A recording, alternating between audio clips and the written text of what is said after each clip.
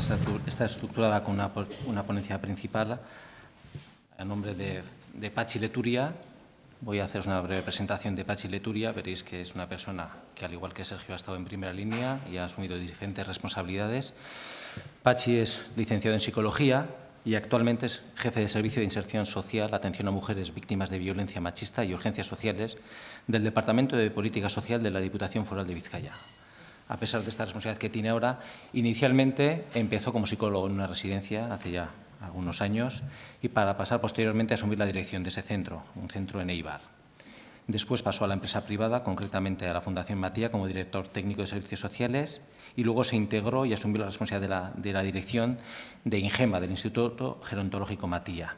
Después ha estado haciendo diferentes actividades, incluso pues eso, con experiencias docentes, con ponencias, con consultoría. Pasó por el área de discapacidad como subdirector técnico del Instituto Foral de Bienestar Social y en la actualidad pues ha vuelto a la Administración, concretamente a la Diputación Foral de Guipúzcoa. Ha ejercido la docencia tanto en universidad como en grados y en másters, con ponencias también y publicaciones, una de las cuales fue la que nos atrajo para invitarle a esta ponencia principal, que fue la que hizo con el Ararteko, concretamente con Íñigo Lamarca, que fue el que nos presentó.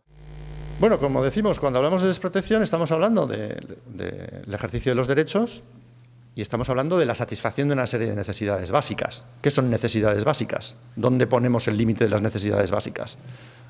En la pirámide de Maslow, en la definición de bienestar, en el modelo de calidad de vida, en envejecer en casa. Ahora estamos viendo proyectos bien interesantes como el de Chea Nondo, que ha promovido el Gobierno y que se están llevando a cabo, en los que bueno, pues, tenemos que ver cómo vamos a trabajar tanto en el domicilio, la atención en el domicilio, como tenemos que trabajar la atención en los centros como si fuera en casa, lo más parecido a lo que puede ser en casa, ¿no? ¿Qué desean las personas? Bueno, tendremos que definir qué son esas necesidades básicas. Bueno, podemos tener situaciones derivadas de la imposibilidad de ejercer los deberes de protección, tratos inadecuados por acción o omisión, o la necesidad de protegerse de otras personas por malos tratos. Bueno, históricamente, como hemos comentado, bueno, inicialmente en el ámbito de la desprotección, pues, se tomó en consideración la desprotección infantil, las situaciones de desamparo, las situaciones de riesgo, y es lo que ya tenemos muy claro, está claramente definido, hay instrumentos para valorar, sabemos quién tiene que valorar, en qué nivel asistencial se tiene que valorar, qué pasa cuando es grave, cuando… Bueno, ya sabemos cómo vamos a operar en estas situaciones. Luego empezamos a trabajar en el tema de la violencia doméstica. Ahí ya se recogía el maltrato a las personas mayores. Empezamos a trabajar la incapacitación de las personas adultas como un mecanismo protector. Y empezamos a trabajar la violencia de género o la violencia machista, como definimos ahora en los modelos conceptuales que estamos desarrollando ahora. Bueno, en las situaciones de desprotección, al final estamos hablando de unas situaciones de falta de protección, falta de cuidados, de desamparo, una persona que se encuentra en situaciones de indefensión, de desvalimiento, de abandono o de inseguridad. Y tenemos situaciones de maltrato, de violencia, de negligencia de cuidados, de incapacidad y o negligencia también en el autocuidado. ¿Vale? Bueno, las víctimas de maltrato, de violencia o de atención negligente, pues serían situaciones de violencia e inseguridad para la integridad física o psíquica. Hay una falta de ayuda, protección, falta de respaldo o apoyo para subsistir con garantías de seguridad. La incapacidad de autocuidado o negligencia en el autocuidado, pues bueno, tenéis aquí un poco las definiciones. En cualquiera de los casos nos vamos a encontrar con problemas de deterioro físico o mal estado nutricional, heridas, problemas psicológicos importantes, descuido de los cuidados sanitarios, de higiene personal, del hogar, desorganización, inestabilidad en la salud mental, un factor crítico en este tema, problemas de aislamiento social, problemas de soledad emocional en todas estas encuestas que hemos dicho antes. Bueno, cada vez estamos más satisfechos de los logros que conseguimos, pero siempre tenemos ahí un reducto del 3% de personas que no tienen recursos. Tenemos reductos del 4% de personas que no solicitan los recursos, ni siquiera ser valorados en la dependencia, cuando tienen derecho a ser valorados en la dependencia. Tenemos unos márgenes problemáticos sobre los que tenemos que incidir. Ya estamos trabajando con la gran mayoría de la gente, por ejemplo, en dependencia. con exclusión, pero tenemos población detectada que no ha solicitado la valoración, que no ha solicitado recursos a los que tienen derecho. A mí un tema que me preocupa mucho es los estudios en los que sale que hay un porcentaje muy importante de personas que tendría derecho a la RGI y no solicita la RGI. Algo no estamos llegando, no estamos haciendo bien cuando alguien que tiene un derecho, que puede ejercitar perfectamente, no lo solicita. O sea, no es que nosotros no tengamos recursos para dárselo, no es que... No, es que o no nos conoce o no conoces el derecho que tiene. O no desea solicitarlo porque supone un cierto estigma, ¿no?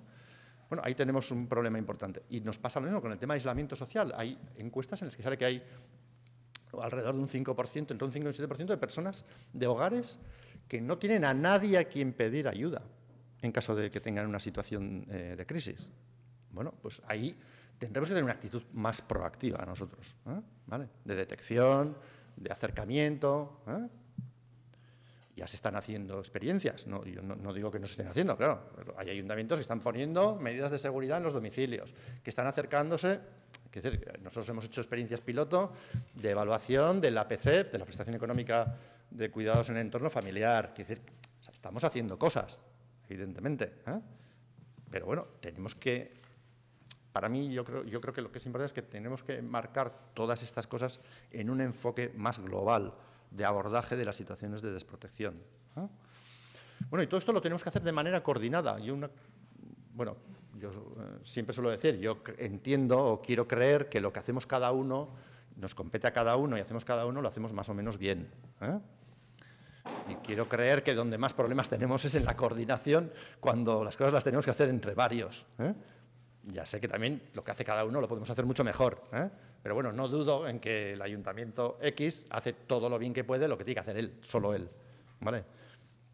Sí que creo que tenemos muchos problemas cuando ya depende de que de atención primaria soliciten atención secundaria especializada, cuando hay una entidad por medio que está gestionando o una empresa. O sea, ahí ya empezamos a tener tantos factores que interactúan que empezamos a tener mucha necesidad de mejorar nuestros procesos y procedimientos, ¿no? Entonces, bueno, pues tenemos que tener claro qué quiere decir esta coordinación, ¿no? Bueno, por poner solo algún ejemplo, aquí tenéis todos los ejemplos que queráis. Entiendo además que los conocéis perfectamente, ¿no? Nosotros tenemos un servicio foral de coordinación de urgencias sociales que atendemos a todo Guipúzcoa, excepto San Sebastián, que tiene su propio servicio municipal. Bueno, pues la Guardia Municipal nos activa el servicio porque una mujer abandona la casa por problemas de convivencia con su hijo. La mujer se encuentra sin red sociofamiliar ni recursos económicos. Bueno, pues está con buena salud y es autónoma, pero ahí le tenemos. Situación sobrevenida en la que esa señora no tiene dónde estar. Bueno, pues nosotros le realojamos en un establecimiento hostelero, coordinamos con servicios sociales para que asuman el caso. Muchas de las veces, además, son casos que no tenemos conocimiento de ellos. En algunos porque no tenemos por qué tener conocimiento, ni siquiera desde el ayuntamiento, de esos servicios sociales de base, y en otros debiéramos de tener, pero no los tenemos. Bueno, una mujer de 88 años que es realojada tras incendiarse la casa donde vivía. No dispone de red sociofamiliar, realojamos en recursos residencial y ahí descubrimos lo que había en ese domicilio. Pues descubrimos que había una situación de insalubridad, que no tiene capacidad cognitiva para poder gestionarse y autocuidarse, y no teníamos conocimiento de la situación. O un hombre de 70 años que se encuentra en la lista de espera para una plaza residencial con problemas de salud mental y el cuidador ya no puede más. Bueno, y solicita ya urgentemente ayuda. Mujeres de 68 años, donde recibimos una solicitud de alojamiento de urgencia hasta adjudicar plaza concertada para ella porque ha cogido la alta voluntaria tras amputación de las 2 piernas. Pues algo hay que hacer hoy. En algún lugar hay que ponerle a esta mujer hoy, ¿no? Y tendremos que coordinarnos y tendremos que analizar qué vamos a hacer con ella. Si puede estar en el domicilio, si no puede estar en el domicilio, si puede estar en el domicilio con SAT, si no puede estar en el domicilio con SAT, si tiene que estar en una plaza residencial, cómo ha sido ese alta, porque a veces es alta voluntaria, pues igual no tenemos mucho margen de maniobra, pero es que a veces no son altas, son altas programadas. Bueno, mujeres que se encuentran desorientadas en la calle, pues un señor que solicita asistencia porque está alojado en un ayuntamiento, por parte del ayuntamiento en un establecimiento hostelero, pero tiene un nivel de dependencia y necesidad de cuidados asistenciales tan importantes que ya no puede valerse por sí mismo en un establecimiento de ese tipo. Bueno, el hospital solicita una plaza residencial para una mujer que en un principio verbalizaba haber sufrido una caída, pero resulta que le había empujado a la hija. El hospital solicita alojamiento para una mujer que después de un alta vuelve a su casa, pero tiene problemas de adaptación. No sabemos si puede adaptarse ella sola o si necesita SAD, o si tiene que volver al hospital. Bueno, quiero decir que conocéis perfectamente toda esta casuística, ¿no? ¿Qué nos pasa aquí? Pues que muchas veces los problemas vienen de la coordinación. Por una parte, del desconocimiento de las situaciones y por otra por descoordinación. En 25% de los casos son consecuencia de altas hospitalarias. Una alta hospitalaria en la que pues, igual ha habido un problema de coordinación con los servicios sociales de base o con el nivel asistencial que sea. Y, claro, aquí nosotros tenemos un problema porque nuestro servicio foral de urgencias sociales y el procedimiento de urgencia social recogido en el decreto de cartera de la Ley de Servicios Sociales hace referencia a que las urgencias sociales son situaciones sobrevenidas. No son situaciones conocidas y planificadas. Una alta hospitalaria no es una situación sobrevenida, es una situación planificada, si no es el alta voluntaria que hemos dicho antes. Bueno, pues esto tendremos que trabajarlo conjuntamente, tendremos que coordinarnos cómo vamos a actuar en estas situaciones. ¿De acuerdo? ¿Qué nos pasa muchas veces? Pues que también otro problema importante es que como no tenemos plazas suficientes en los recursos necesarios, pues un problema puede ser que veamos estas plazas residenciales de urgencia como una alternativa temporal hasta que tengamos la plaza definitiva. Claro, esto no es una urgencia social. Para eso no son las plazas de urgencia social. Tendremos que definir claramente, está definido claramente, los procedimientos de acceso al Sistema Vasco de Servicios Sociales en el decreto de cartera. El procedimiento ordinario, el procedimiento urgente y el procedimiento de urgencia social. El procedimiento ordinario, luego comentaremos, es a través de los servicios sociales de base. Punto y pelota. La ley lo dice bien claramente. Toda la gente que llega a atención secundaria que gestionamos nosotros entra por los servicios sociales de base del ayuntamiento. No hay otra vía de entrada. Tienen que entrar por ahí. Ese es el procedimiento ordinario. Ahí se valorará, se tendrá que hacer el diagnóstico social, la ficha social, el diagnóstico social. Si se puede atender en atención primaria, se atenderá en atención primaria. Si requiere de recursos especializados o de segundo nivel, tendrán que solicitar al servicio de valoración de la atención secundaria, que es de carácter foral. Ahí se valorará y se determinará, se tendrá que, a partir se hará un PAP y de ahí se orientará al recurso adecuado. Claro, esto lo tenemos que desarrollar. Y lo tenemos que desarrollar en común. Todos tenemos que entender esto. ¿De acuerdo? Y luego pues tenemos bastantes personas que no tenemos detectadas, no tenemos conocidas, no conocemos sus riesgos, bien porque, como hemos dicho antes, ellos no han manifestado la necesidad y bien porque nosotros no hemos sido capaces de detectar o no nos hemos dirigido a ellos. Bueno, hasta aquí, pues cómo está el tema. Claro, ¿cómo vamos a hacer la prevención? Hemos dicho que tenemos que prevenir. ¿Cómo vamos a hacer la prevención? Pues tendremos que conocer los factores de riesgo asociados a este maltrato, a esa negligencia, a esas situaciones de autoabandono o de dificultades de autocuidado. Bueno, ahí tendremos una serie de factores personales. Esto tenéis recogido, si queréis, esta parte de prevención tenéis recogida. Y, bueno, parte de las cosas también las he sacado de un artículo que escribimos en su momento en el boletín del Observatorio de Servicios Sociales de Álava en el 2010. Si entráis en Arabako Behatokia en Internet, podéis descargar de allí. Un estudio en el 2010. Hicimos, siempre en los boletines hay una parte que se llama Tendencias, Joerak, y ahí hablábamos ya de las situaciones de desprotección de adultos y de mayores. Bueno, ¿qué factores personales van a incidir? Bueno, pues la edad, el grado de dependencia y de discapacidad, la presencia de discapacidades intelectuales y cognitivas, la salud mental y la especial vulnerabilidad ante familiares y personas cuidadoras profesionales. En factores de orden socioeconómico, la pobreza, el aislamiento social, ya hemos comentado antes, las dificultades de acceso a servicios y prestaciones sociales. Si no tenemos plazas o están en lista de espera y la situación se agrava, pues ahí tenemos un factor de riesgo importante. El recurso exclusivo a la atención informal. En los estudios recientes, bueno, cada vez somos más capaces de que, y estamos avanzando mucho, en que las personas no reciban exclusivamente atención del apoyo informal, sino que tengan un equilibrio entre atención informal y atención formal, bien sea pues de centro de día o de los recursos que tenemos o de prestaciones económicas. Y ahí estamos avanzando mucho, pues gracias a la LAPAD, a los complementos, etcétera. Bueno, se está avanzando mucho.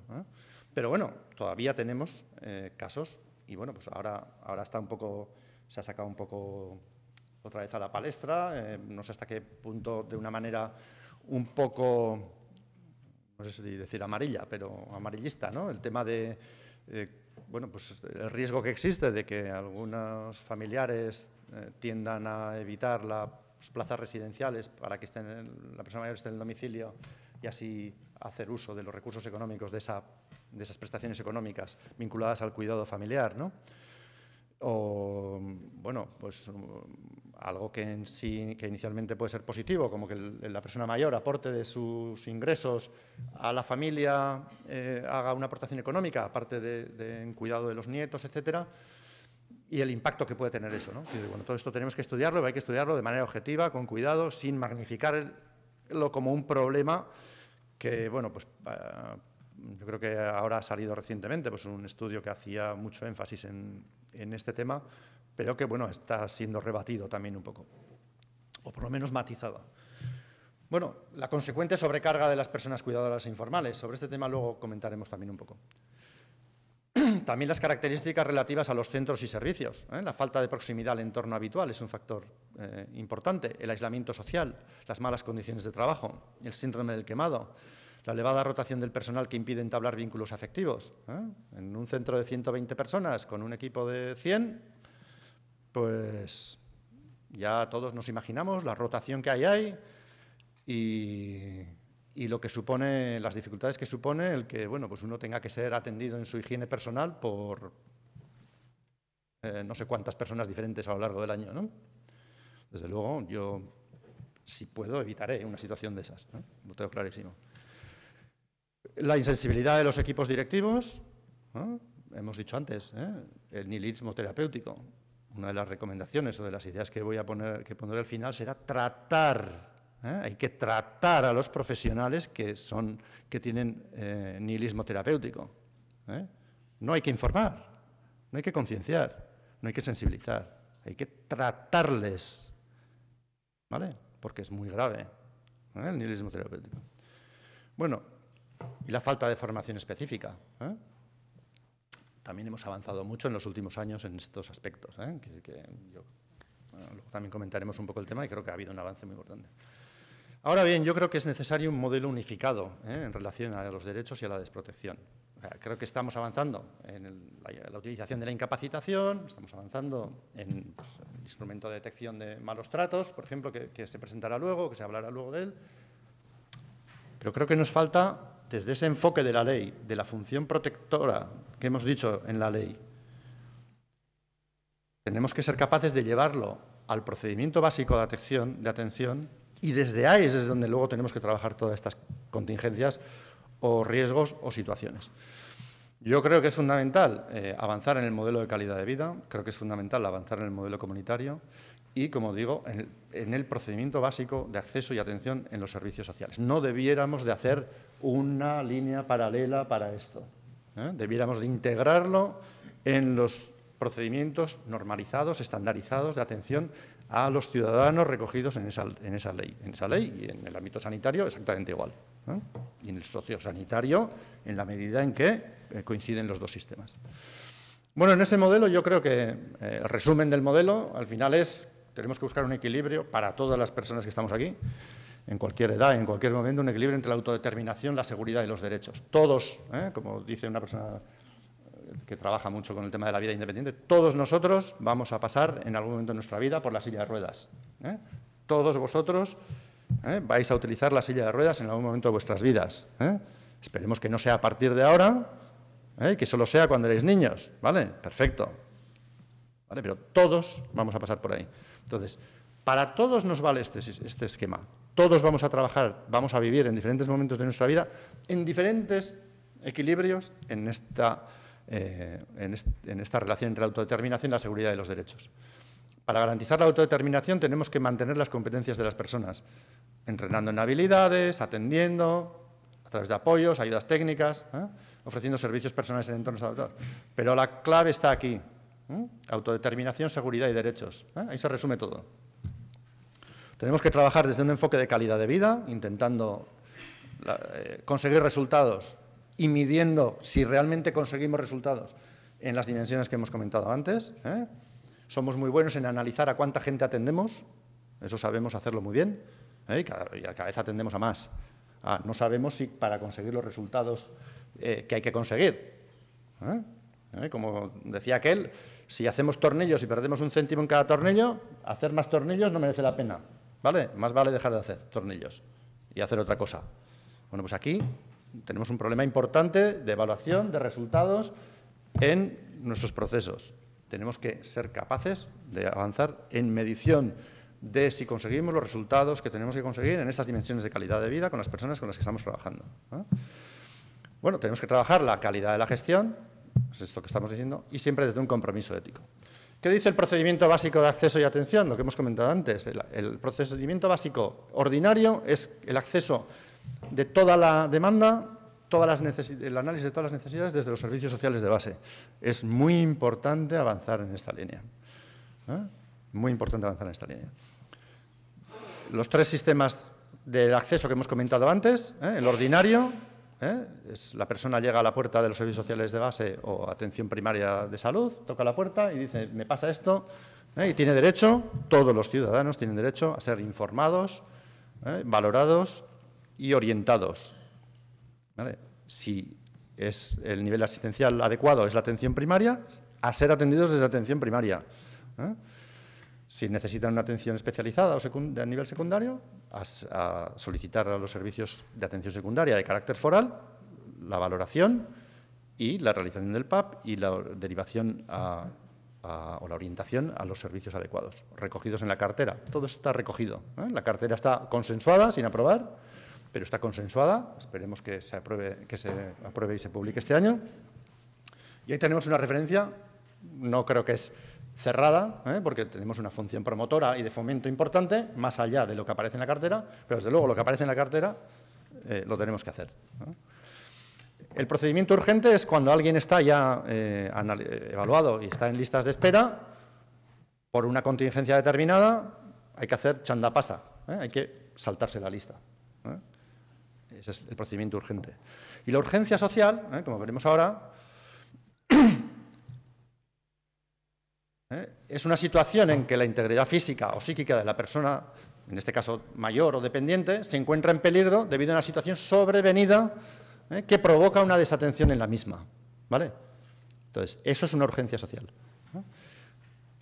Entonces, nosotros tenemos que ser capaces de desarrollar estas vías de acceso. La gente no puede llegar, no debiera de llegar a los recursos por otra vía que no sea los servicios sociales de base, los servicios sociales de atención secundaria, si son necesarios, y la orientación al recurso adecuado. Nosotros, en nuestro caso, cuando los servicios sociales de atención primaria analizan la solicitud o la demanda o las necesidades de esa persona, si requieren de atención secundaria, tienen que entrar en nuestro sistema informático, en la extranet, y tienen que hacer todo el procedimiento por ahí. Nosotros toda la atención secundaria la tenemos recogida en un sistema informático único, al cual acceden todos los servicios sociales de atención primaria y en el cual ven todos los pasos que se van dando, las resoluciones, las orientaciones y todo. ¿Vale?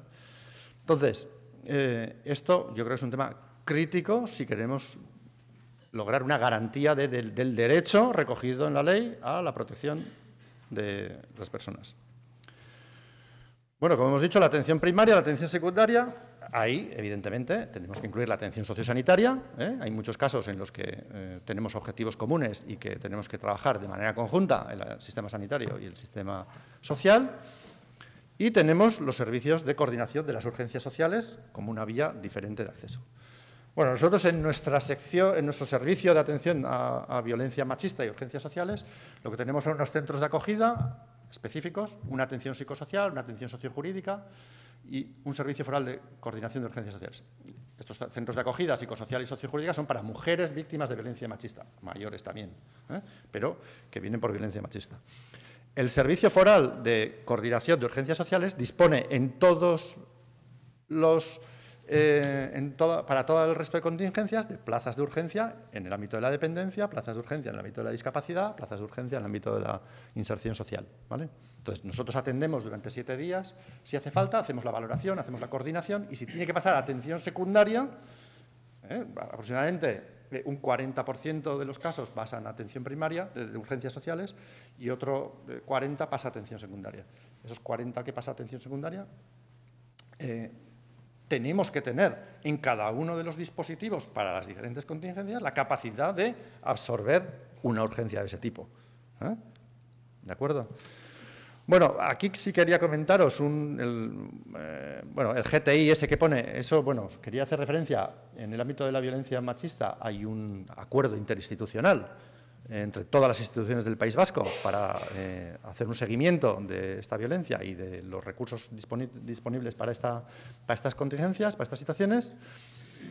Y me parece que es un instrumento que es válido. Ahí están representadas todas las instituciones del País Vasco, desde la Fiscalía, Judicatura, Sanidad, colegios de enfermería, de medicina, pues estamos todos. Diputaciones, ayuntamientos, bueno, Eudel, ahí tenemos un problema, que hay ayuntamientos que no están en Eudel, pero todos los demás estamos representados en ese acuerdo. Un ejemplo, por ejemplo, interesante, yo creo que en este sentido es, por ejemplo, ahora estamos trabajando este tema de establecer un sistema de información común para todas las instituciones, establecer algunos indicadores comunes obtenidos de la misma manera en todas las instituciones, en todos los sistemas.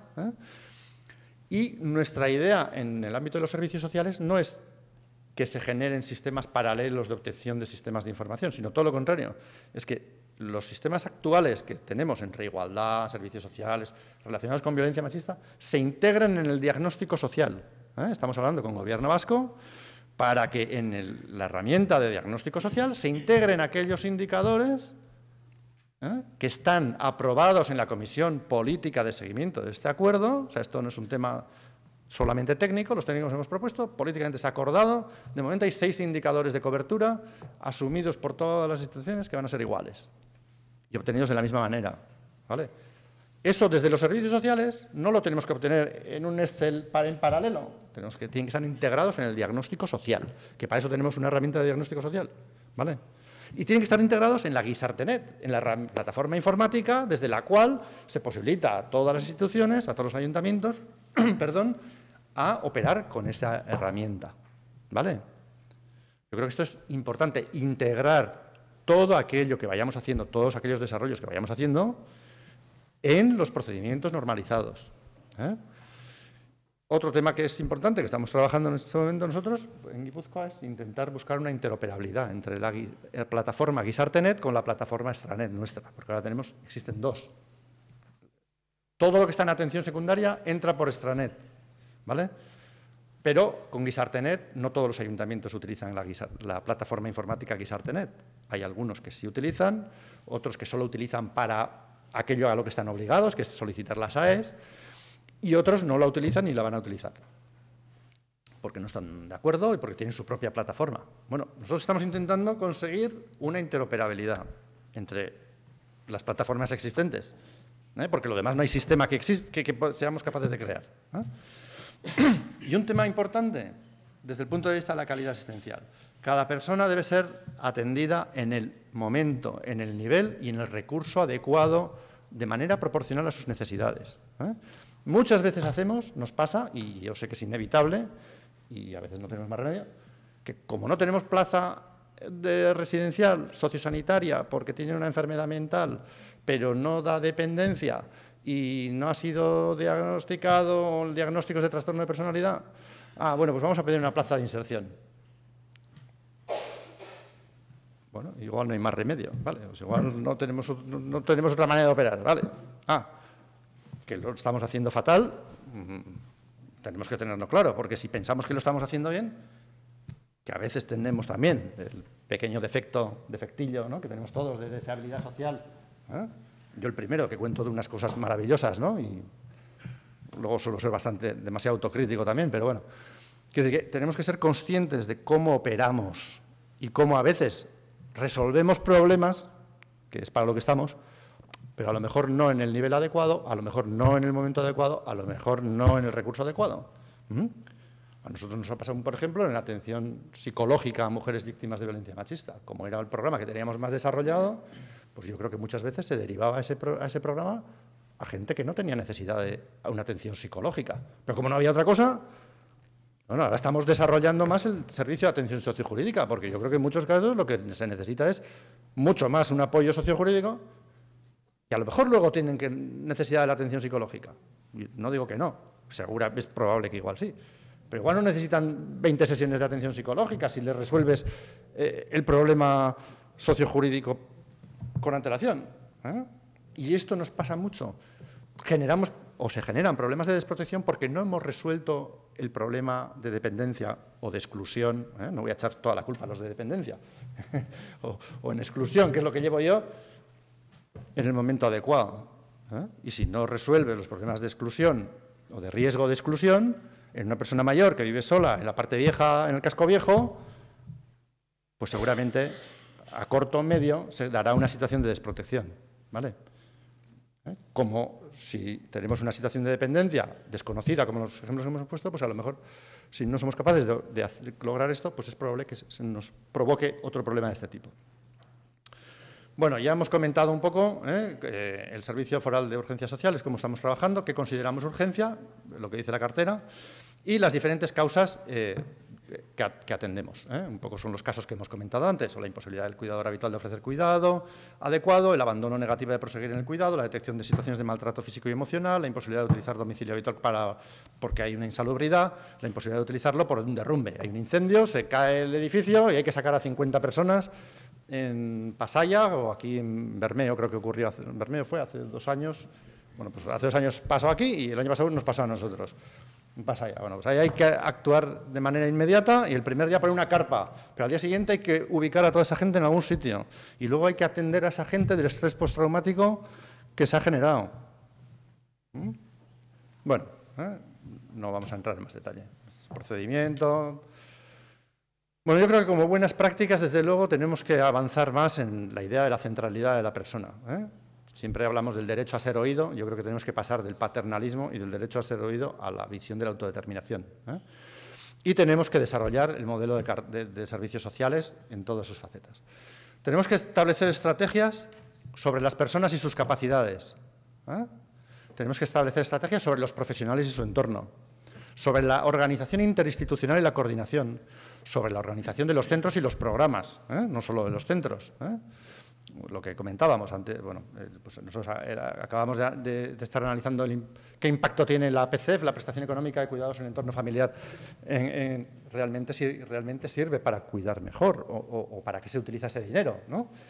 Esa prestación, lo que decíamos antes, o la relación, la capacidad de buenos cuidados en el domicilio, no solo en centros.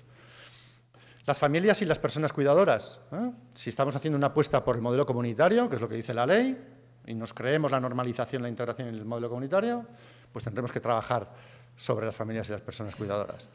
El entorno comunitario, la coordinación entre los servicios. Tenemos que establecer instrumentos comunes, interoperabilidad con la historia clínica sanitaria, la valoración en los centros tiene que ser consensuada desde el ámbito sociosanitario, no podemos hacer redes paralelas, o sea, que tenemos muchas experiencias puestas en marcha, hay muchas experiencias en Euskadi, o en Guipúzcoa, o aquí, o en Álava que están funcionando y que muchas veces, en fin, somos tan pocos y esto es tan pequeño que no nos conocemos bien, ¿no? En fin, Aquí esto es menor que la mitad de Madrid, ¿no? Lo que allí es un distrito, pues aquí somos, en fin, pues aquí sí que tenemos que hacer una apuesta importante por coordinarnos, ¿no? Y por conocernos bien lo que estamos haciendo en cada sitio, ¿no? Ofrecer los servicios recogidos en el decreto de cartera, por ejemplo, los que se ofrecen para violencia machista son perfectamente aplicables, exactamente igual, y con el mismo derecho, entiendo yo, a las personas mayores en situaciones de desprotección. Eso no quiere decir que haya que hacerlo desde ahí. Tenemos que definir desde dónde se tiene que hacer.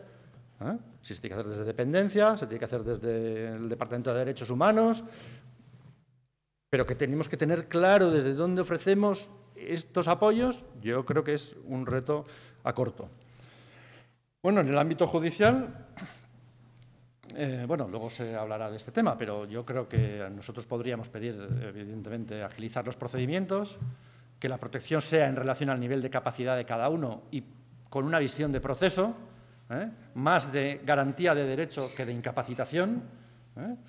Muchas veces pensamos en no tiene capacidad, le incapacitamos. Lo que tenemos que pensar es cómo queremos garantizar los derechos de esa persona y para qué y en qué proyecto de vida de esa persona. Eso yo creo que es muy importante, con qué plan de vida de esa persona.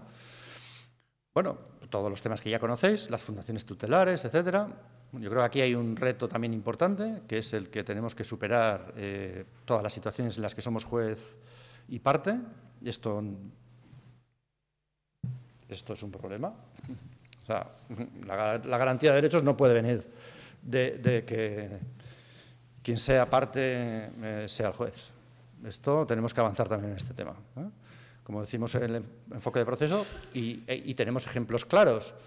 ¿Cuál es la salida que damos muchas veces a una situación de este tipo? A sacar del domicilio ¿a quién? A la víctima y llevarla a una residencia.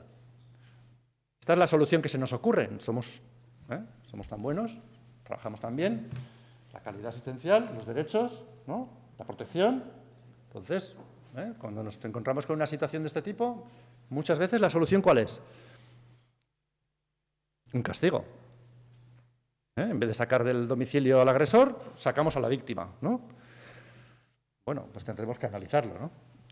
Bueno, el enfoque ético, evidentemente, luego vamos a hablar también del tema. Yo creo que hay aspectos que se han avanzado ya, por ejemplo, en violencia machista o en otros ámbitos, y que son perfectamente aplicables. Tenemos que empoderar a las víctimas y a las personas cuidadoras. En este momento, seguramente hay mucha persona mayor que no tiene ninguna conciencia de sus derechos, no sabe dónde tiene que ir a reclamar, no sabe cómo lo tiene que hacer, no tiene una referencia clara de este tema, y lo mismo con las personas cuidadoras. Entiendo que estamos mejorando también, pero bueno, tendremos que tratar a las personas agresoras. Los problemas no desaparecen per se. El que tiene un comportamiento de agresión, no podemos olvidarnos de él. También tendremos que trabajar con él si queremos evitar que reproduzca ese comportamiento de agresión.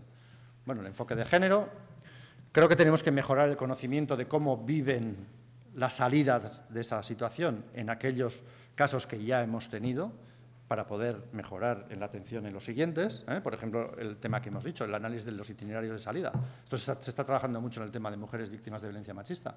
Y aquí, por ejemplo, en este caso de la salida a residencia, por ejemplo, pues sería un tema importante, bien interesante a analizar, ¿no? Cómo vive esas personas a las que les resuelves un problema de una relación personal de cautividad y puede ser que maltrato, a través de la salida a una residencia, en la que a lo mejor ahora está de maravilla, súper bien atendido, encantado de la vida, pero ha decidido él, ha sido escuchado, ha tenido opciones de elegir, pues seguramente no, seguramente no.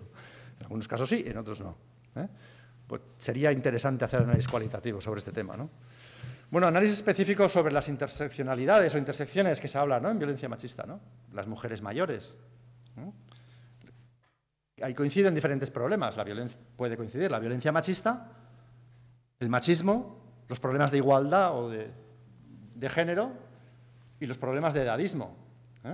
Aquí yo creo que también, así como en la violencia machista se trabaja mucho en la visión de empoderar a la víctima y en las condiciones previas que generan esa violencia machista, que son las relaciones de desigualdad, de control y de poder, En la violencia con las personas mayores no entendemos o a veces no pensamos que podemos trabajar ese empoderamiento, a veces no le damos la importancia que tiene al edadismo, pensamos, no, es la sobrecarga del cuidador. Estamos justificando de alguna manera también esa violencia. No quito que pueda haber un síndrome del quemado, no quito que pueda haber problemas con los cuidadores. Pero en el análisis sí que yo creo que estamos incurriendo en un cierto error en la medida en que no analizamos las condiciones previas en las que se da luego esa relación de violencia, de control, de poder, de agresión, por ejemplo, ¿no? Bueno, hay situaciones, pues en fin, terribles, ¿no? En el Alzheimer o en las ELAs, en las que la situación es tan dramática que, bueno, pues nos cuesta mucho abordar correctamente, ¿no? Bueno, el entorno rural, en fin, pues nos cuesta mucho llegar al entorno rural, ¿no? Nosotros, yo tengo un ejemplo claro, por ejemplo, en situaciones de urgencia, 2 hermanas viven solas en el caserío perfectamente, hasta que se cae una, ya el binomio no funciona, el autocuidado no funciona, las 2 van a una residencia, mujeres que tienen recursos económicos, propiedades, pero ellas quieren volver al caserío. ¿Con qué capacidad de apoyo por parte del ayuntamiento? Bueno, pues son situaciones problemáticas. Tienen que quedarse en el centro, tenemos que hacer que se adapten al centro, que esto somos muy buenos haciendo, ¿no? No, vamos a hacer que se adapten al centro, venga. Una praxis perfecta, ¿no? Perfecta. Vamos a manipular el programa de estancias temporales, el centro de día y la residencia para que el señor se adapte al centro. Muy loable nuestra buena voluntad, de que se adapte al centro. Ahora tendremos que saber si eso es una buena praxis o no. Bueno, lo que decíamos de los estudios sobre cuidados en el domicilio, tenemos que mejorar efectivamente la información y la sensibilización, tenemos que evaluar resultados. Esto es urgentísimo, definir qué resultados tenemos que obtener y evaluar si conseguimos esos resultados o no. Tratar el nihilismo profesional es gravísimo y se da, no podemos mirar para otro lado, no podemos ocultarlo, se da delante de nuestras... ¿Vale? Y esto es algo que tenemos que tratar, ¿vale? Tenemos que mejorar servicios y programas para personas cuidadoras informales, por ejemplo, con valoración específica de la persona cuidadora y plan individual de la persona cuidadora, como se hace en algunos programas en el Reino Unido. Tenemos que dotar a profesionales de recursos y formación en buenas prácticas. Nosotros aquí tenéis luego pues, un programa que hicimos en Álava sobre que se llama Vivir Mejor, cómo entendemos la atención residencial, etcétera. Pero llegando a temas... O sea, hay que avanzar. O sea, que ya he visto, ¿no? Que hay publicaciones bien interesantes que está trabajando, por ejemplo, Sarcoavite, ¿no? Donde tenemos que yo creo que son muy útiles. Pero es que tenemos que avanzar en cómo vamos a trabajar la afectividad y la sexualidad de la gente que estamos atendiendo. Cómo vamos a atender la diversidad sexual. ¿Vale? No, es que esto no nos surge. No, evidentemente, si la persona que tiene derecho a exigir no es consciente de que tiene derecho a exigir y no nos exige, bueno, pues seguimos mirando a otro lado, ¿de acuerdo? Bueno, tendremos que avanzar, tendremos que sentarnos, tendremos que pensar cómo vamos a trabajar estos aspectos concretos, porque dignidad e intimidad es esto, ¿vale? No es solo el derecho a estar solo cuando él quiere. No, es el derecho a estar solo, con quien quiera, donde quiera, como quiera, haciendo no sé qué, que a lo mejor no es lo que nos gusta, a lo mejor es muy difícil organizar el tema para que se pueda hacer. No es un tema solo de moral, o de perspectiva moral. No, es que además organizativamente es muy complicado. Bueno, yo en su momento trabajé estos aspectos.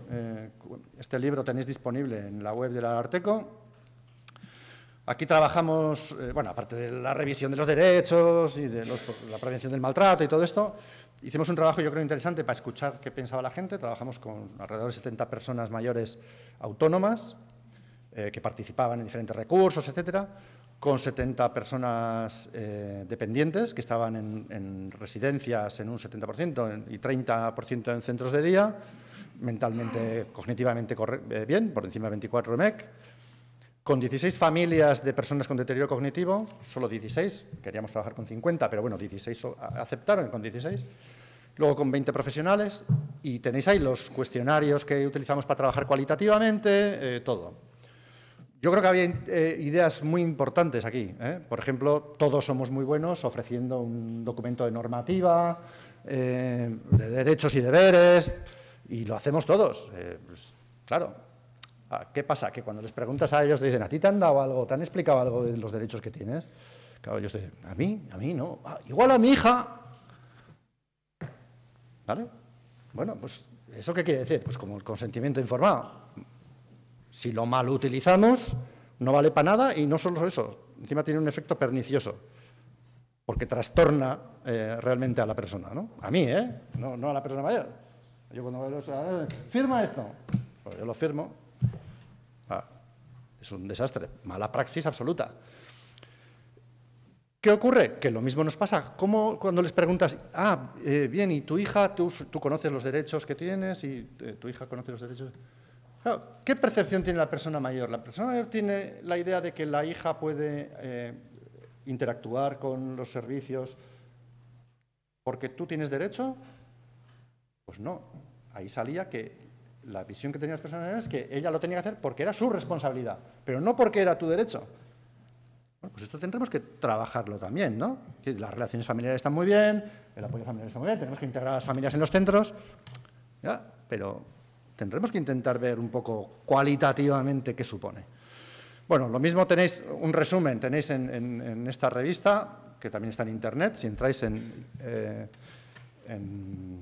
el ISGI, creo que se llama, Instituto Internacional de Sociología Jurídica Doñati, ponéis eso o ponéis el título y os sale en Internet, y yo creo que son documentos interesantes. Sería bonito reproducir un poco con los mismos cuestionarios, intentar ver ahora qué dice la gente. Bueno, esto también está hecho en determinados sitios y con determinada gente, que no es un superestudio hecho con todos los requisitos de fiabilidad, pero que a mí me parece que cara a la operativa en los centros es perfectamente válido y útil.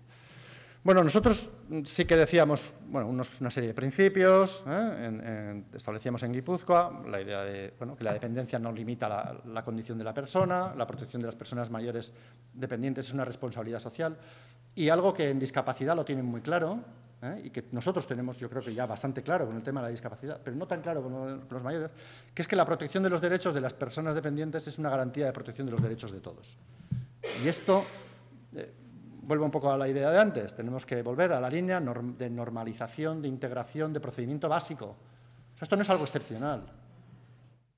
Esto es como tú y como yo, exactamente igual el señor al que le agreden o le manipulan la cuenta corriente, o el señor que está abandonado en su casa. Tiene que entrar la protección de todas esas situaciones, a esas personas en esas situaciones, tiene que entrar en el mismo nivel de protección que cualquiera de nosotros. Bueno, no os voy a entrar a hablar de los derechos, cuáles son los derechos básicos, los sociales, económicos. Tenéis todo eso ahí si queréis, lo podéis mirar. Hay toda una serie de derechos reconocidos en el decreto de atención residencial, tampoco voy a contaros cuáles son, ya más o menos ya los conocéis y si no los podéis ver. Tenemos ahora el que hemos comentado, los derechos y deberes de las personas en el sistema sanitario de Euskadi. Tenéis los documentos de buenas prácticas que hicimos en el Instituto Foral de Bienestar Social de Álava. Esto entráis en IFBS Álava y los podéis descargar. Está hecho para personas con discapacidad, pero hay muchas cosas que son perfectamente válidas. Y tiene mucho que ver pues con la planificación esencial del estilo de vida, con cómo trabajamos las estrategias reactivas con las personas, bueno, en este caso, por ejemplo, con las personas con deterioro cognitivo, pero me da exactamente igual. Hay uno muy interesante que es cómo compaginar los derechos individuales y los condicionamientos organizativos, que es un poco a lo que hacíamos referencia, o la afectividad y la sexualidad. ¿Tenemos que poner asistentes sexuales o no tenemos que poner asistentes sexuales? Hemos llegado al momento en el que podemos hablar de esto, aquí, o en el que nos van a mirar mal si planteamos este tema. O lo hacemos, pero lo hacemos a escondidas, porque todos lo hacemos, o bueno, en muchos sitios lo estamos haciendo, pero a escondidas, ¿no? Bueno, se puede evaluar los derechos. El sistema de evaluación de residencias de ancianos de Fernández Ballesteros y Izal tiene dimensiones del grado de tolerancia a la desviación, tiene dimensiones del grado de intimidad y tiene la dimensión del control percibido por parte de los residentes. Esto está validado, es una herramienta validada. Yo tengo, bueno, os pongo aquí lo que cuando hicimos nosotros en Matía, 2002-2003, y lo que quiero decir, que esto es una herramienta que es útil para la gestión, porque lo que tenemos que hacer es evaluar una vez, meter un objetivo para el siguiente año, meterlo al plan de gestión y analizar si el año que viene, oye, pues mira, has introducido un pequeño cambio, que es el que ponía en el cuestionario, que no estamos inventando nada. En el cuestionario le dice, mira, tiene derecho a cerrar la puerta con llave, que todos más o menos ya conocéis estas tonterías para todos nosotros, imposibles en la organización muchas veces en los centros, ¿no? Bueno, esto está ahí, está escrito. Mira, este año lo cumplo, ¿no? Pues, para el año que viene quiero cumplirlo. Objetivo, ¿cómo quito sujeciones a los 15 que no tienen necesidad de tener? No, a todos no, bueno, a 15. Esto es cuantificable, ¿vale? Y puedes establecer objetivos. Y es comparable, además, con el propio instrumento ofrece una comparativa. En todos los centros debíamos de tener un procedimiento de prevención de riesgos y de garantía de la seguridad en la atención. Esto debía ser obligatorio. A mí me hace gracia que sea obligatorio, que lo tengamos en PRL para los trabajadores y ni nos lo planteemos en la atención. Cuando estás medicando, estás transportando a no sé cuántas personas de los centros de día en autobús por la ciudad y no tenemos riesgo de tener accidentes de coche. No tenemos riesgo de tener accidentes de caídas porque estamos limpiando el suelo. Es que tenemos que analizarlo en 3 niveles. Uno, la relación entre autonomía y dependencia. ¿Cómo garantizamos que esa persona se pueda levantar asumiendo el riesgo de que se caiga o hasta dónde podemos asumir ese riesgo? Ese es un plano. Otro plano es la atención que nosotros proveemos. Si nosotros medicamos, si tenemos una polifarmacia de 8 medicamentos por persona en un centro, como entiendo que es muy probable que haya, ¿qué riesgos tenemos de efectos secundarios? Y en tercer nivel, casi lo menos importante, pero también los riesgos de accidente de tráfico, si nos movemos en autobuses, los riesgos de caídas, pues porque hay un desnivel. Entonces, nosotros somos así, tenemos un procedimiento obligatorio de PRL para los trabajadores, pero para los usuarios no. Bueno, pues muy parecido lo tenemos que hacer, muy parecido, y esto está hecho, esto hay en diferentes sitios, y desde luego yo lo pido en todos los sitios donde yo estoy trabajando, en cualquier centro, de cualquier característica, para cualquier persona. O sea, si estamos trabajando en un centro de exclusión, pues exactamente igual. Tendremos que saber si un señor se consume, qué riesgos se están dando ahí, y tendremos que establecer algún mecanismo de gestión. Yo no digo que hay que evitarlos, porque es imposible evitarlos, pero tendremos que tener algo procedimentado y evaluado, y tendremos que tener recogido. Mira, no, es que en la sala 3 hay un riesgo especial de que ocurra tal cosa. Bueno, tendremos que tener un procedimiento de prevención de trato inadecuado, habrá que formar en habilidades terapéuticas y de cuidado, y habrá que tener manuales de estilo, de atención, etc. Bueno, igual que ese documento que hemos puesto antes de cómo compaginar los derechos individuales y la organización, esto desde el 2004 tenemos un documento del SIS. Si entráis en el SIS tenéis también toda esta documentación. El SIS es un centro de documentación muy bueno que tenemos en Donosti y que, bueno, que trabaja para todas las instituciones, y te puedes solicitar online que te hagan una búsqueda de lo que tú quieras, de trato inadecuado, de protección. Yo para venir aquí, yo si tengo que ir a hablar a un sitio, lo primero que hago es les solicito, oye, hazme una búsqueda del último año, esto en Euskadi, o esto en España, o esto en Europa, ¿no? Que es fundamental. Entonces, esto es una herramienta bien sencilla de aplicar en todos los centros. Una definición operativa, mejor o peor, si a mí me da igual, si no me importa, pero una definición operativa. Y yo cuando voy a un centro y toco la puerta y me junto con el responsable, lo primero que quiero saber es si yo le digo, oye, ¿cómo gestionas la intimidad? Es que tengas una definición, aunque sea una chapuza de definición. Pero si me mira con los ojos así y dice, ¿de qué me está hablando? Pues tenemos un problema. Houston, tenemos un problema, ¿vale? Bueno, pues hay una definición de intimidad, hay una definición de dignidad, hay una definición de libertad de elección, ¿vale? O de independencia, o de satisfacción, o de conocimiento y defensa de los derechos.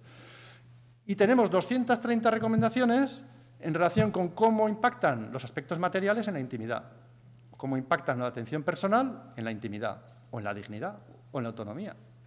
Entonces, aquí están todas las recomendaciones. Un trabajo bien sencillo, bien bonito, va a hacer obligatoriamente en todos los centros. Mirar de todo eso qué cumplimos y qué no cumplimos. De lo que no cumplimos, de lo que cumplimos, pues estar satisfechos, enhorabuena. Seguramente cumplís en el 70% lo que parece ahí. De lo que no cumplimos, pues tendremos que ver qué no queremos cumplir, o lo que sea. Oye, pues mira, no, aquí está, en azul todo lo que cumplimos. En rojo lo que no cumplimos y queremos cumplir. Y en verde lo que no nos afecta, oye, pues porque dice, yo qué sé, es una recomendación que no es aplicable, ¿eh? o es una recomendación que pensamos que no es útil así. Bueno, pues ya está. Sí, es una herramienta bien sencilla, que nos permite posicionar a todos los trabajadores, a todo el equipo, en línea de cómo, de darnos cuenta que cada una de las cosas que hacemos está impactando en alguno de estos derechos.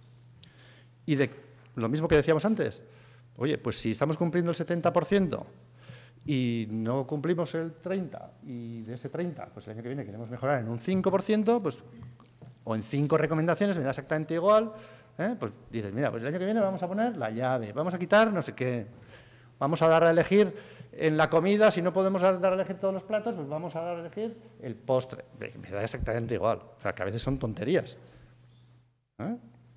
¿Vale? Pero son tonterías que a la gente, a los usuarios, a nosotros, a mí, cuando yo voy en el avión y me permiten escoger entre pollo y pasta, igual de malos los dos, si vas en turista, exactamente igual de malos, sabor muy parecido, pero te sientes satisfecho porque has escogido. Una vez coges pollo y otra vez coges pasta. Da exactamente igual, pero tú ya te has quedado más tranquilo, ¿no? ¿Vale? Y luego yo creo que otro tema que también deberíamos de empezar a... que es importante es el tema de la autoevaluación. A mí me da igual con qué sistema, o sea, no podemos limitarnos a las inspecciones externas por parte de la Administración Pública. Sí, son necesarias, tenemos que mejorarlas además.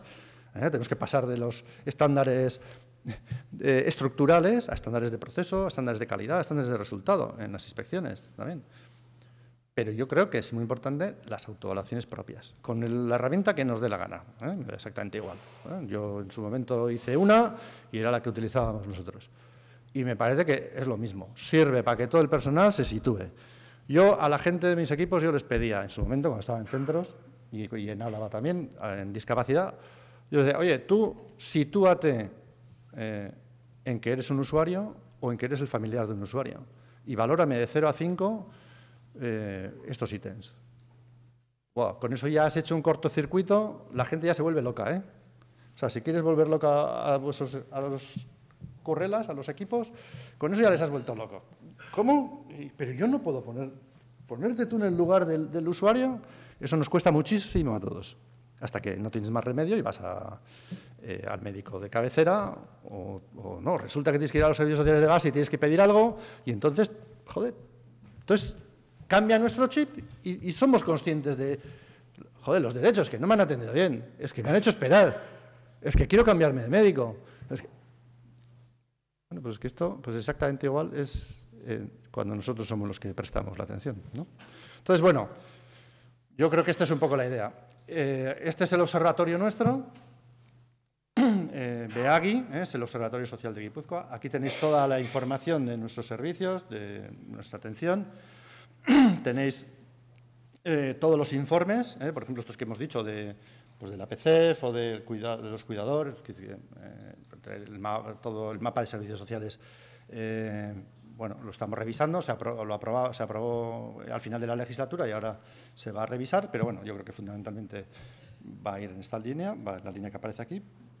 Y bueno, nada más, esto es un poco lo que os quería comentar. Muchas gracias por la atención.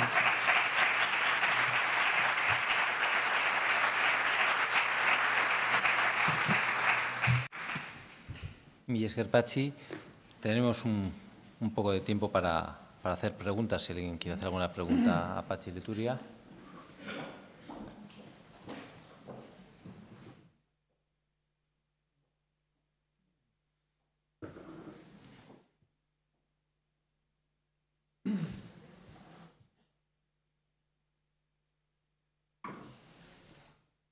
Parece que lo has dejado muy claro, Pachi, porque… Bueno, yo tengo una, a ver, yo he visto que has comentado varias veces coordinación, dificultades de coordinación, tanto internamente dentro de los servicios sociales. Me gustaría saber también si crees que con los servicios de salud estamos bien coordinados realmente, o a veces somos una puerta de entrada a servicios sociales. No, yo creo que tenemos mucha necesidad de mejorar la coordinación. Yo creo que en el ámbito de la desprotección es una de las contingencias que está recogida en la coordinación sociosanitaria, igual que la exclusión, que hasta ahora se ha desarrollado menos, por lo menos en Guipúzcoa, donde más se ha desarrollado ha sido la atención sociosanitaria a personas mayores, a personas dependientes y la psicogeriatría. Tal vez en Vizcaya se ha trabajado más estos otros ámbitos. Os lo decía un poco, yo creo que tenemos desarrollos diferentes en cada territorio y debiéramos de aprender, bueno, ahora se está haciendo un catálogo, ¿no? de servicios sociosanitarios y eso yo creo que nos va a ayudar, ¿no? Yo creo que la vía de la mejora de la coordinación pasa primero porque nosotros estemos bien coordinados internamente en los servicios sociales, tengamos claro cuál es el procedimiento básico de acceso y de atención, tengamos claro cuál es el papel del tercer sector y las empresas concertadas de manera complementaria en la gestión de todos esos recursos, esté claro que el acceso, la valoración y la orientación tenemos que hacer desde esa vía normalizada. Yo creo que con plataformas informáticas interoperables, una única, o lo demás, si hay dos, que sean interoperables. Y a la vez tenemos que trabajar en el ámbito sociosanitario, la coordinación con el ámbito sociosanitario, el conocimiento mutuo, bueno, el intentar que el establecimiento de objetivos y de la planificación de estándar, de índices de resultado no lo hagamos de manera autónoma, que si yo me pongo una serie de objetivos y pongo en mi mapa que el año 2018 voy a conseguir un resultado, tendría que tener en cuenta si eso va a impactar de alguna manera en el ámbito sanitario y viceversa. Creo que Sanidad en esto nos lleva muchos cuerpos de ventaja, planifica muy bien y cuando dice la estancia media va a ser de 5 días, pues esto arrasa con todo, ¿no?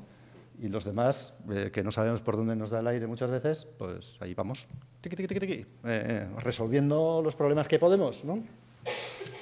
Entonces, yo creo que ahí sí que, bueno, pues desde el ámbito sociosanitario tenemos una oportunidad. Yo creo que tenemos que verlo como una oportunidad y creo que hay algunas cosas que tenemos que planificar conjuntamente. Aizu, gauzatxo bat.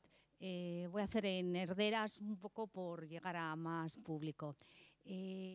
Hablas de la coordinación, de la atención transversal.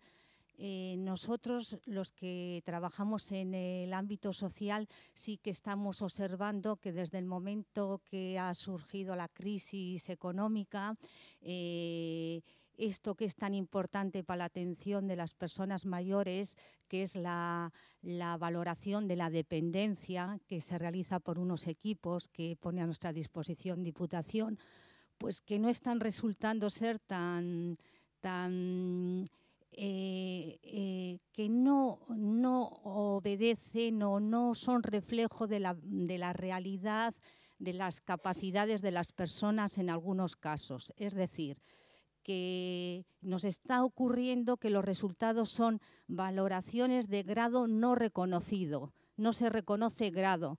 Y ves que la persona te viene y te dice, es que no puedo hacer esto, no puedo levantar el pie, no puedo hacer lo otro. Entonces, ¿qué nos puedes decir en esta situación? Queríamos ver un poco tu opinión al respecto. No, Quizás lo que hay que hacer es tener una coordinación a nivel de las instituciones, a nivel político, quiero decir, a otro nivel, porque nosotros muchas veces los técnicos poco podemos hacer en ello. Hombre, ahí tenemos unos sistemas de evaluación determinados por una serie de normas, en este caso por la LAPAD, y ahí hay un baremo y tenemos que ajustarnos a lo que dice la ley. ¿Que quedan situaciones y personas fuera? Ni dudar. Yo soy el primero en tener encima de la mesa muchos casos en los que bueno, pues la persona o no da dependencia o no da discapacidad y tiene un problema mental, está en exclusión, hay una situación urgente y, evidentemente, tenemos que analizar cómo somos capaces de dar respuesta a esas situaciones.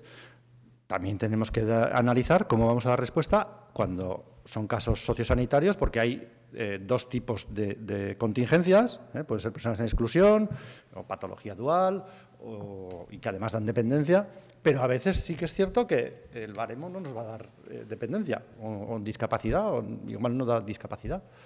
Y, sin embargo, el problema lo tenemos ahí y que institucionalmente tenemos que pensar cómo vamos a dar respuesta a esos casos. O sea, tampoco creo que podemos ahora delegar todo en la dependencia. Es un poco lo que también quería decir antes, ¿no? Aquí estamos hablando de 4 contingencias muy claras, 4, incluso podríamos decir una quinta con la emergencia o urgencia social, ¿no? Estamos hablando de discapacidad, dependencia, exclusión y desprotección. Tenemos que ser capaces de ver cómo aquellos que no encajan limpiamente o en los requisitos establecidos por la ley en una de esas casillas, ¿cómo vamos a abordar la atención a esas personas? Eso no quiere decir que, que los servicios de atención a la dependencia se tengan que abstraer y decir, como no da dependencia, yo ya no quiero saber nada. ¿No? Inicialmente, pues no encajan ahí, pero tendremos que ver cómo vamos a afrontar esas situaciones que están ¿no? Los borderlines, ¿no? Nos pasa lo mismo con los trastornos de personalidad, que hay mucha casuística que no está recogida en las casillas, ni siquiera en el ámbito social, pero tampoco en el ámbito sanitario. Y tendremos que analizar y tendremos que planificar conjuntamente cómo somos capaces de abordar esas situaciones. Evidentemente, cuando estamos en el día a día, pues eso nos supone un problema muy importante. Tenemos que definir un modelo que permita trabajar con esos casos, con esas personas.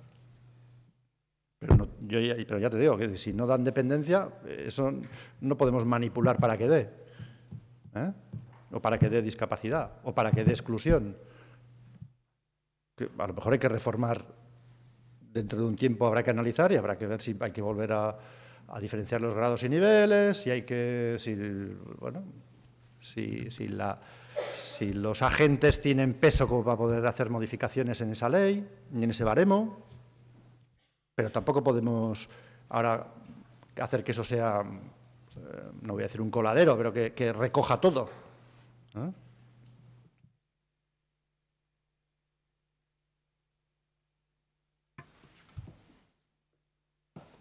Bueno.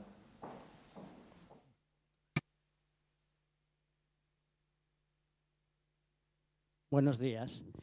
Bueno, yo me llamo Eloy, vengo de Asturias, de Llanes, y soy director de una residencia de personas mayores. Más que nada es hacer una reflexión entre dicho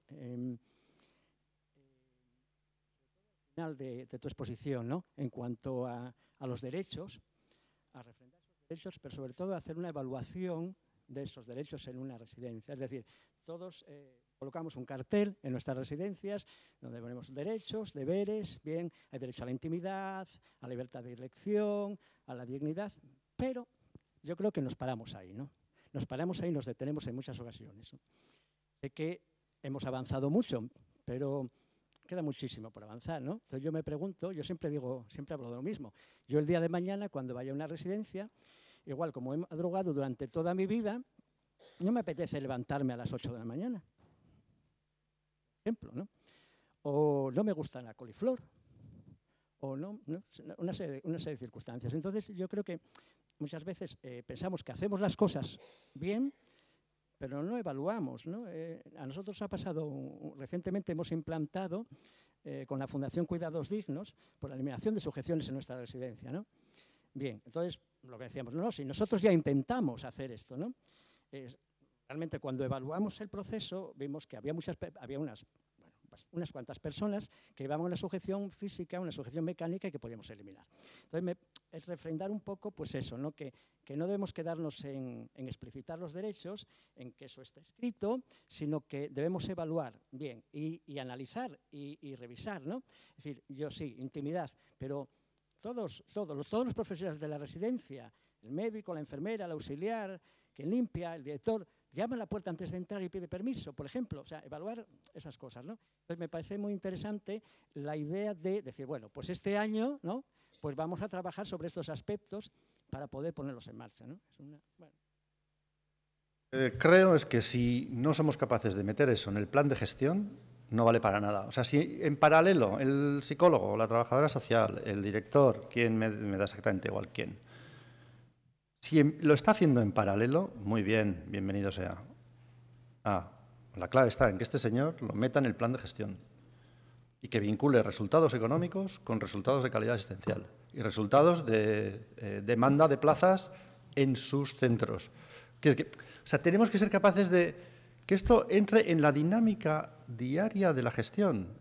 Este señor, o en el ayuntamiento, con el programa del SAD, me da exactamente igual, ¿eh? O yo en inserción social, o sea, pero yo veo ahí la dificultad. Ahora tenemos una herramienta de detección de malos tratos. Me parece muy interesante. Eso tiene que estar dentro del diagnóstico social. Si es en paralelo, o sea, si solo lo aplico y además tengo aquí una herramienta, muy bien.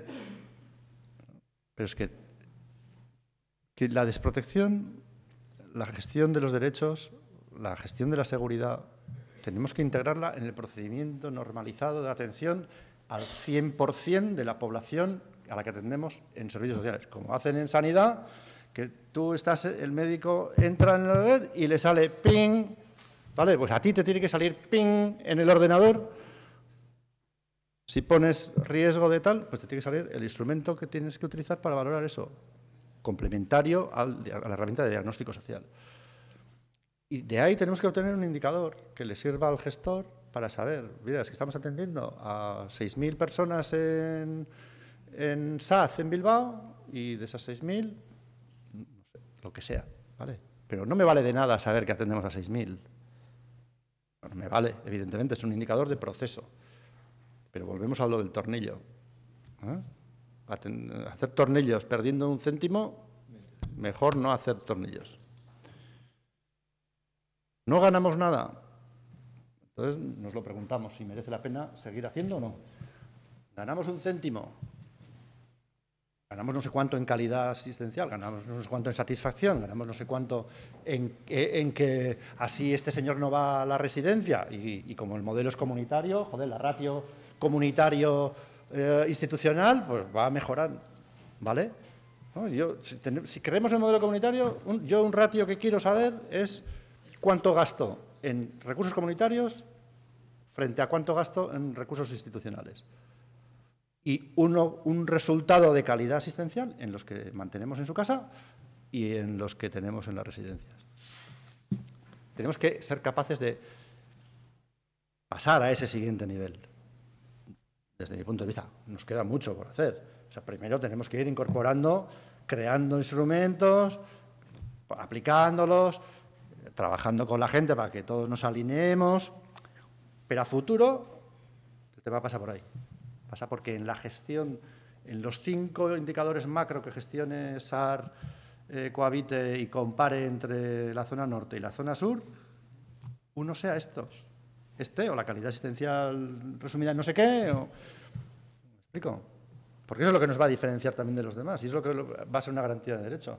Al final, dentro de 15 años, antes de escoger la residencia a la que vayas, pues estará publicado toda una serie de estándares y comparativos de las residencias y podrás escoger en el futuro, dentro de 100 años o 50 o de 15, no sé cuándo. Pero tendremos que llegar a eso, habría que llegar a eso. Tendría que estar todo eso publicado. Todas las inspecciones de todos los centros deberían de estar publicadas. Ya sé que todo eso ahora es una utopía, pero derecho es eso, ¿eh?